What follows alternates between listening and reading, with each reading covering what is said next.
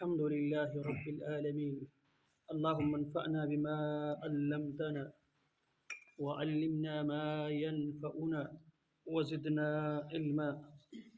وصلى الله وسلم على نبينا ورسولنا محمد وعلى آله ومن سار على نهجه وسلك على هديه إلى يوم الدين.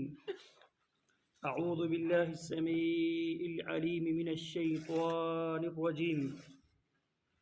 هو الذي أخرج الذين كفروا من أهل الكتاب من ديارهم لأول الحشر ما ظننتم أن يخرجوا وظنوا أنهم مانعتهم حصونهم من الله فأتاهم الله من حيث لم يحتسبوا وقذف في قلوبهم الرعب يخربون بيوتهم بأيديهم وأيدي المؤمنين فاعتبروا يا أولي الأبصار. هو اللہ جس کی کائنات کی ہر چیز جس کی تسبیح بیان کرتی ہے، وہ اللہ جو العزیز الحکیم ہے.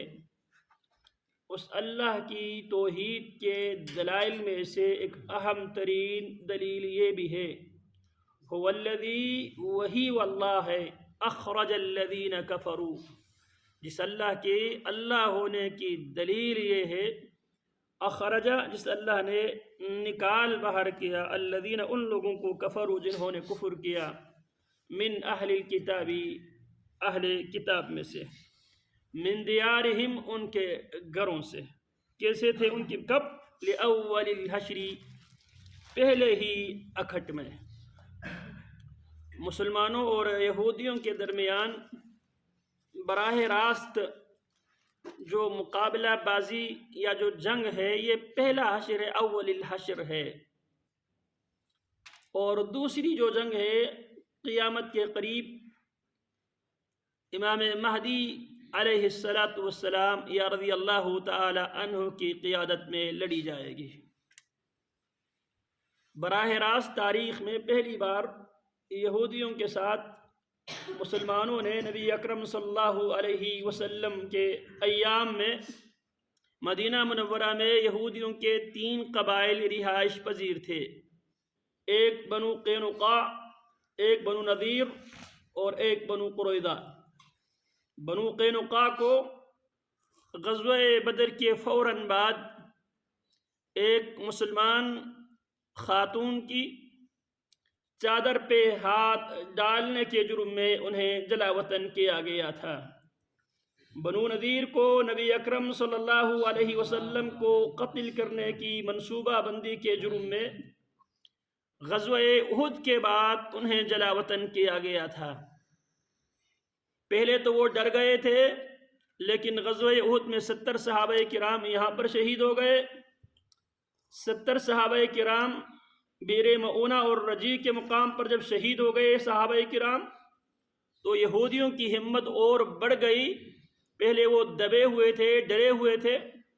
جب انہوں نے دیکھا احد میں تو 70 کٹ گئے ہیں، بیر معونہ میں بنو عامر کے لوگوں نے دھوکے کے ساتھ قرہ کو قتل کر دیے، شہید کر دیے، تو بنو نذیر کو یہ ہمت ہوئی کہ اب ہمیں بھی موقع سے فائدہ اٹھاتے ہوئے نبی علیہ السلام کو ہی راستے سے ہٹانے کا بہترین موقع ہے. جب آپ بنو عامر کے 2 بندے جو جناب عمر بن امیہ الزمری رضی اللہ تعالی عنہ کے ہاتھوں جب قتل ہوئے تھے، تو پیارے پیغمبر ان کو دیت دینا چاہ رہے تھے، اور آپ اپنے جو حلیف تھے یہودی ان کے پاس آپ گئے. جب آپ وہاں پر پہنچے، انہوں نے حشاش بشاش مسکراہٹوں کے ساتھ نبی علیہ السلام کا استقبال کیا، اور آپ کو انہوں نے دیوار کے نیچے بٹھانے کا انہوں نے منصوبہ کیا. آپ وہاں پر بیٹھ گئے اور اوپر سے وہ پتھر گرا کر آپ علیہ السلام کو قتل کرنے کی منصوبہ بندی کرتے ہیں. تو اللہ رب العالمین اپنے نبی کو آسمان نے خبر دے دیا. آپ علیہ السلام وہاں سے اٹھ کر کھڑے ہو گئے، اور آپ علیہ السلام نے اس کے بعد بنو نذیر کو مدینہ منورہ سے آپ نے ان کو جلا وطن کیا. لی اول الحشر، اس کو اول الحشر اسی لیے کہا جاتا ہے کیونکہ یہ پہلی بار یہودیوں کو مدینہ منورہ سے نکال کر شام کی طرف جانے پر مجبور کیا گیا تھا۔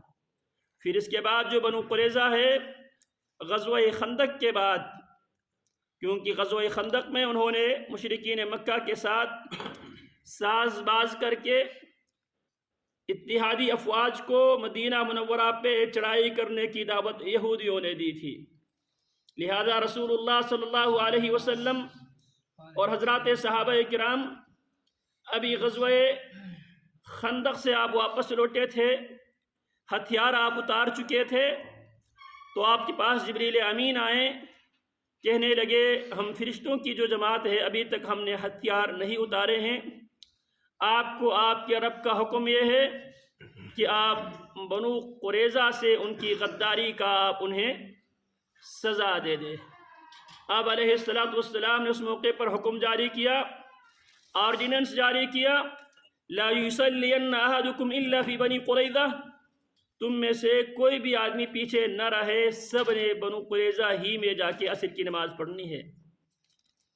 بنو قریظہ کے محاصرہ کے بعد سیدنا سعد بن معاذ رضی اللہ تعالی عنہ کی ان کی عدالت میں فیصلہ ہوا۔ جناب سعد بن معاذ نے یہ فیصلہ صادر کیا ان کے جتنے بھی لڑنے کے قابل بالغ نوجوان یا جوان ہیں انہیں قتل کر دیا جائے، عورتوں کو لونڈیاں بنایا جائے اور ان کے بچوں کو غلام بنایا جائے۔ رسول اللہ صلی اللہ علیہ وسلم سیدنا سعد بن معاذ رضی اللہ تعالی عنہ کی اس فیصلے کو سن کر آپ فرمانے لگے لقد حکمت فیہم، آپ نے ان میں وہی فیصلہ کیا ہے جو فیصلہ اللہ رب العالمین نے ساتوں آسمانوں کے اوپر سے اللہ رب العالمین نے جو فیصلہ کیا تھا۔ اور جناب سعد بن معاذ رضی اللہ تعالی عنہ چونکہ غزوہ خندق میں زخمی ہوئے تھے، انہوں نے اللہ رب العالمین سے دعا کر رکھی تھی، اللہ اگر پھر مکہ والوں کے ساتھ ہماری کوئی جنگ مقدر میں ہیں تو اللہ مجھے زندگی عطا فرمائیں، اگر کوئی جنگ ابھی پھر مکہ والوں کے ساتھ براہ راست جنگ کی کوئی نوبت اگر نہیں آنی ہے تو اللہ مجھے اسی بیماری میں، اسی زخم کی حالت میں اللہ مجھے اٹھا لے، لیکن اللہ مجھے اس وقت اٹھا لے جب میں اپنی آنکھوں سے ان یہودی غداروں کو ان کی غداری کی سزا پاتے ہوئے دیکھ لو۔ اور جناب سعد بن معاذ رضی اللہ تعالی عنہ جب زخمی ہوئے، رسول اللہ صلی اللہ علیہ وسلم نے مسجد نبوی میں ہی ان کے لیے خیمہ نصب کیا گیا اور آپ کے وہاں سے خون بھی بہتے تھے۔ تو یہاں سے یہ بھی معلوم ہوا خون بہنے سے نہ وضو ٹوٹتا ہے نہ خون پلید ہے، کیونکہ جناب سعد بن معاذ زخمی حالت میں ان کی عیادت کے لیے حضرات صحابہ کرام جایا کرتے تھے، تو لہذا آپ علیہ السلام نے مناسب یہ سمجھا بار بار ان کے گھر والوں کو تکلیف دینے کے بجائے سعد بن معاذ کو مسجد ہی میں منتقل کیا جائے۔ آپ علیہ السلام نے فیصلہ کرنے کے لیے سعد بن معاذ رضی اللہ تعالی عنہ کو لینے کے لیے ساتھی بھیجے، چونکہ وہ زخمی تھے۔ جب وہ وہاں پر پہنچے تو آپ نے فرمایا قوموا الی سیدکم، اپنے سردار کو سواری سے اتارنے میں اس کی مدد کرنے کے لیے اس کے پاس کھڑے ہو جاؤ۔ اور جناب سعد رضی اللہ تعالیٰ عنہ یہ فیصلہ کرتے ہیں، اور اسی فیصلے کے بعد جناب سعد بن معاذ رضی اللہ تعالی عنہ شہید ہوتے ہیں، زخم کے تاب نہ لاتے ہوئے شہید ہوتے ہیں۔ جب ان کی شہادت ہوتی ہے، نبی علیہ السلام فرماتے ہیں اہتز لہ عرش الرحمن، رحمان کے عرش پر سعد بن معاذ رضی اللہ تعالی عنہ کی شہادت کی وجہ سے، ایک محبت کی وجہ سے جنبش آ گئی جناب سعد بن معاذ کی، اور آپ نے فرمایا سعد بن معاذ میرے وہ صحابی ہے جس کے نماز جنازے میں 70,000 اللہ کے فرشتوں نے شرکت کی۔ تو یہ وہ موقع تھا جب مسلمانوں نے پہلی بار یہودیوں کے ساتھ یہ معاملات مختلف قسطوں میں، بنو قینقاع، بنو نذیر، بنو قریظہ پھر آخر 7 ہجری میں خیبر میں جو یہودیوں کے ساتھ جو فائنل جو راؤنڈ سیدنا علی رضی اللہ تعالی عنہ کی قیادت میں فائنل راؤنڈ غزوہ خیبر میں ہوتے ہیں، اور خیبر کے وقت سیدنا رسول اللہ صلی اللہ علیہ وسلم کے چچا زاد جناب جعفر ابن ابی طالب رضی اللہ تعالی عنہ جو مکی ادوار میں ہجرت کر کے حبشہ چلے گئے تھے، وہ واپس آتے ہیں۔ نبی علیہ السلام فتح یاب ہو کر خیبر سے آپ واپس پہنچے، اور جناب جعفر حبشہ سے واپس پہنچے۔ آپ فرمانے لگے مجھے اس بات کی میں تمیز فرق نہیں کر پا رہا ہوں، آیا میں فتح خیبر کی وجہ سے زیادہ خوش ہوں یا جناب جعفر رضی اللہ تعالی عنہ کی آمد اور ان کی واپسی کی وجہ سے میں زیادہ خوش ہوں۔ تو یہ یہودیوں کے ساتھ ہمارا براہ راست تاریخ میں مسلمانوں کا جو ٹکراؤ ہے وہ پہلی بار اس وقت ہوا تھا۔ تو اللہ فرماتے ہیں اللہ کی توحید کی دلائل میں سے ایک بہت بڑی دلیل یہ ہے، بظاہر انسانی عقل جو ہمارے اپنے مسلمان تھے وہ بھی یہ گمان کر رہے تھے، اور جو کافر تھے اہل کتاب کے کافر مشرک تھے وہ بھی یہ گمان کر رہے تھے ہم مضبوط قلعہ میں قلعہ بند ہو جائیں گے، اس مضبوط قلعہ میں ہوتے ہوئے دنیا کی کوئی طاقت ہمیں تسخیر نہیں کر سکتی، ہمیں شکست نہیں دے سکتی۔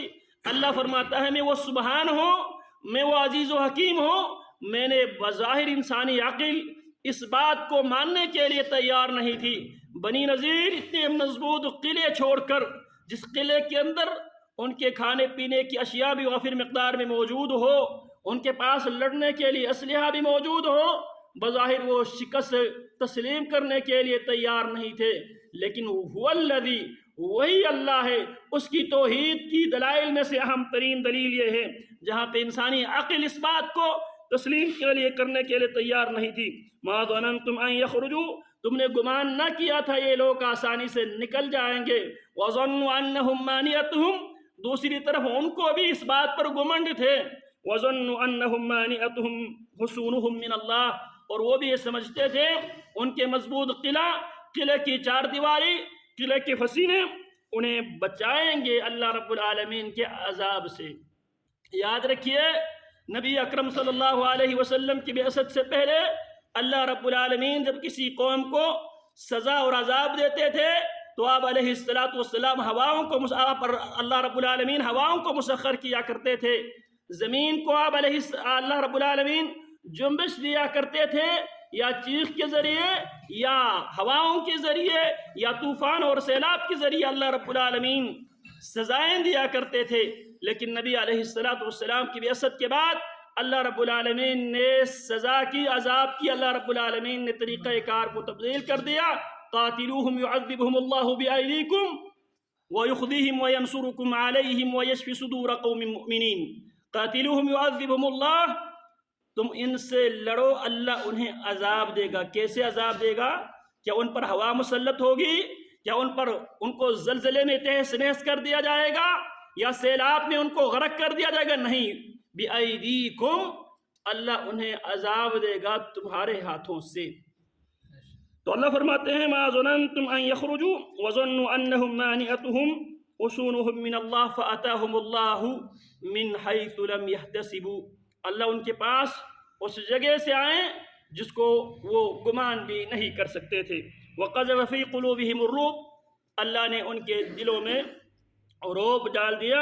يُخْرِبُونَ بُيُوتَهُمْ بِأَيْدِيهِمْ وَأَيْدِي الْمُؤْمِنِينَ، کیونکہ یہودی انتہائی حساس قوم ہیں، بہت حاسد لوگ ہیں، اور اللہ رب العالمین کے نبی نے ہمیں ہر نماز کے بعد اللہ رب العالمین کی پناہ مانگنے کا حکم دیا۔ وَمِن شَرِّ حَاسِدٍ اِذَا حَسَد، ہر حسد کرنے والے کی حسد سے اللہ میں تیری پناہ چاہتا ہوں۔ تو روئے زمین میں سب سے زیادہ حاسد قوم یہودی ہے۔ یہودی اور یہودیوں سے جو لوگ منسلک ہیں وہ بہت زیادہ حاسد ہوتے ہیں۔ تو انہوں نے کیا کر دیا؟ یخربون بیوتہم بأیدیہم وأیدی المؤمنین، وہ اپنے گھروں کو اپنے ہاتھوں سے خراب کر رہے تھے، اور مومن اس گھروں کو فتح کرنے کے لیے خراب کر رہے تھے۔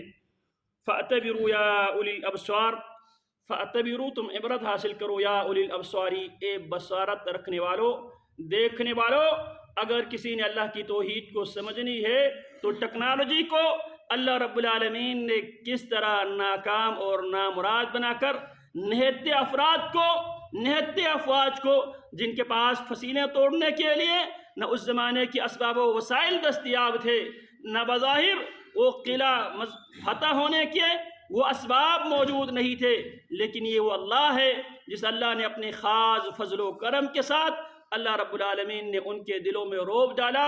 یہ اللہ رب العالمین کا ہر دور میں مسلمانوں سے یہ وعدہ ہے، سنلقی فی قلوب الذین کفروا الرعب فاضربوا فوق الاعناق واضربوا منهم كل بنان سنلقی فی قلوب الذین کفروا الرعب۔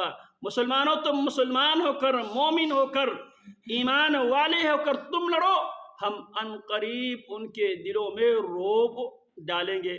اللہ رب العالمین ہمیں اللہ کی توحید کو سمجھنے کی اللہ رب العالمین توفیق عطا فرمائے۔